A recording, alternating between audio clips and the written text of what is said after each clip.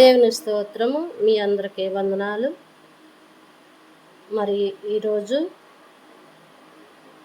August 4వ తారీఖు.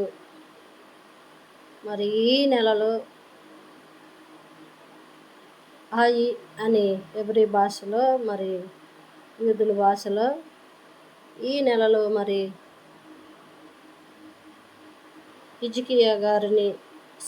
సిద్కియా గారిని మరి బబులోను దేశానికి కొనవబడిన నెల గనుక మరి రాజుల గ్రంథము 2వ రాజుల గ్రంథము 25వ అధ్యాయము 1 నుంచి 7 వచనాలు చదువుతున్నా. మీరు తప్పకుండా ఈ వాక్యాన్ని వినటానికి, మీరు చదవటానికి కూడా ప్రయత్నం చేయండి. ఈ వీడియోని తప్పకుండా చూస్తారని ఆశిస్తున్నా. మీ అందరికి వందనాలు.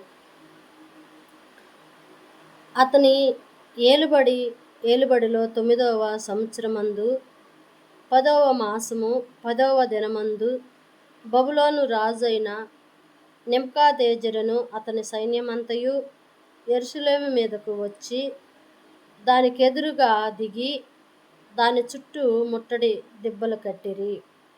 ఈ ప్రకారము రాజైన సిద్కియా ఏలుబడి యందు 11వ సంవత్సరము వరకు పట్టణము ముట్టడి వేయబడి ఉండగా 4వ నెల 9వ దినమందు పట్టణములో క్షేమము అఘోరమాయెను. దేశపు జనులకు ఆహారము లేకపోయెను.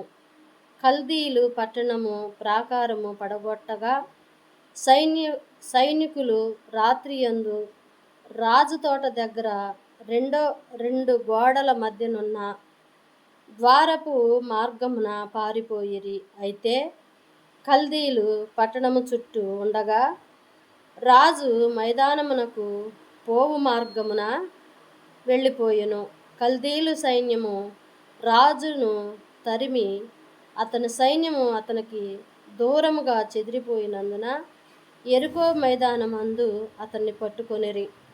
వారు రాజును పట్టుకొని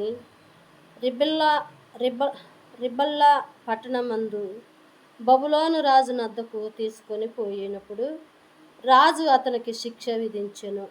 సిద్కియా చూచుచుండగా వారు అతని కుమారులను చంపించి సిద్కియా కనులు ఊడదీయించి ఇత్తడి సంకెళ్లతో అతన్ని బంధించి బబులోను పట్టణమునకు తీసుకొని పోయిరి.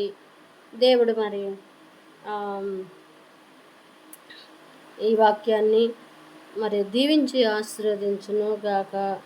ఆమేన్. మనమందరము కూడా మరి ఈ బబులోను దేశాన్ని మరి రాజు ఏ రీతిగా అయితే యెరూషలేము మీదకి వచ్చి యెరూషలేములో ఉన్న మరి రాజును ఎత్తుకొని పోయి అక్కడున్న యూదా ప్రజలను అందరినీ మరి చెల్లాచెదరు చేసి మరి సిద్కియా రాజుని పట్టుకొని వెళ్ళి తన కుమారులని తన కళ్ళ ముందే చంపించి మరి తన కనులను ఊడబీయించి మరి ఆయన్ని చెరసాల్లో ఉంచటము మరి ఇక్కడ మనం చూస్తున్నాం. మరి ఇట్టి స్థితి నుంచి మరి ఎవరైతే ఉన్నారో మన దేశము, మన రాష్ట్రాలు, మరి అదేవిధంగా యెరూషలేములో జరుగుతున్న యుద్ధాలు, మరి వీటికన్నిటికీ మరి దేవుడే మరి తప్పించాలని ఆశపడుతున్న దేవుడి వాక్యాన్ని దీవించి ఆశీర్వదించును గాక. ఆమేన్.